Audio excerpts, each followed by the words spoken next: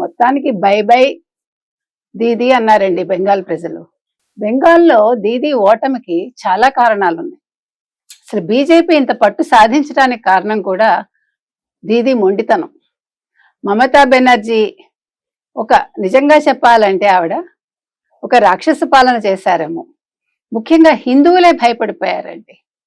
CPI సిపిఎంకి vote వేసే హిందువులు కూడా చాలా ముఖ్యమైన ప్రాంతాల్లో, బోర్డర్ ప్రాంతాల్లో బీజేపీకి వేశారు. ఈసారి బీజేపీ గెలుపుకి ప్రత్యక్షంగా నరేంద్ర మోదీ, అమిత్ షా కారణమైతే పరోక్షంగా మమతా బెనర్జీనే కారణం. ఇవాళ బెంగాల్ ప్రజలు బెంగాల్ వాదానికి వాళ్ళేమీ చేయూతనివ్వలేదు. బెంగాల్ అనేది ఎప్పుడు కూడా వాళ్ళ భాషకి చాలా ప్రాముఖ్యతనిస్తారు.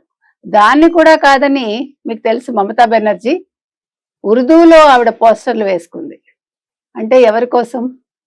ఈ రోహింగ్యాల కోసం, బంగ్లాదేశ్ నుంచి వచ్చిన వాళ్ళ కోసం. ఆవిడ తీసుకున్న నిర్ణయాలన్నీ తప్పే. ఆవిడ ఒక హిందువులను అనగదొక్కడానికే చూసింది.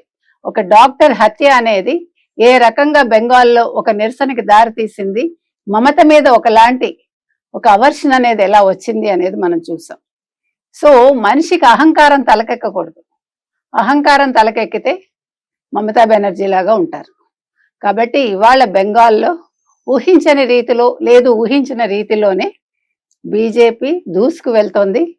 ఖచ్చితంగా బీజేపీ అక్కడ ప్రభుత్వాన్ని ఏర్పాటు చేస్తుంది.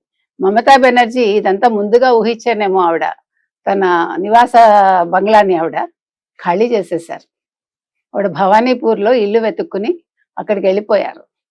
ఆవిడ చాలా ఎన్నో రకాలుగా కుట్రలు చేశారు, ప్రయత్నించారు. మొత్తానికి ఎస్ఐఆర్ అనేది కూడా ఇవాళ బెంగాల్లో బీజేపీ గెలుపుకి ఒక అస్త్రమైంది.